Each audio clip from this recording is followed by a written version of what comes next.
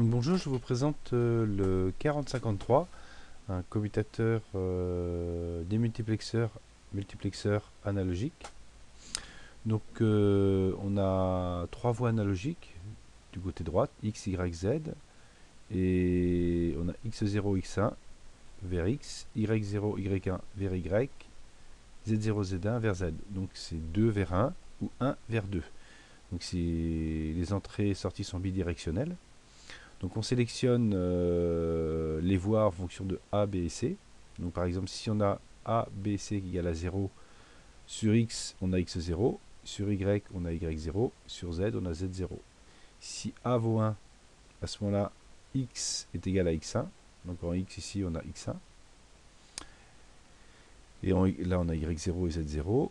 Si B vaut 1, donc ça fait 2 en. Donc 0, 1 en binaire, ça fait 2 en décimale. Donc c'est Y1 qui se retrouve en Y. Et si on a 3, c'est X1 et Y1. X1 se retrouve en X et Y1 se retrouve en Y. Donc il est alimenté en plus 9, moins 9 au maximum. Donc là vous avez par exemple VDD 7.5, moins 7.5. Donc on peut aller jusqu'à 9 volts. Donc au niveau des tensions d'alimentation sous ISIS, on voit que on va mettre donc VDD plus 9 volts. VE moins 9 volts. Voilà, puis de VSS la masse.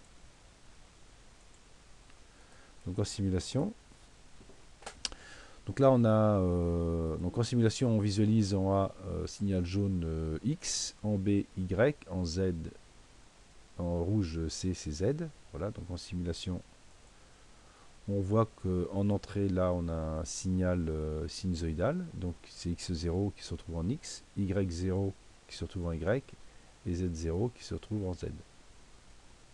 Donc 4 signaux sinusoïdaux d'amplitude de plus crête à crête de volts, c'est-à-dire 1 volt moins 1 volt en sinusoïdal, de fréquence 50, 25 et 12,5. Donc vous voyez, si je clique ici, là je désinhibe. Alors j'ai des résistances de pull down pour bien fixer le niveau logique 0. Donc là, il faut autoriser, il faut mettre un niveau 0 pour autoriser le fonctionnement. Donc là, si je clique sur A, le signal du haut s'éteint. Pourquoi? Parce qu'en X1, j'ai mis la masse.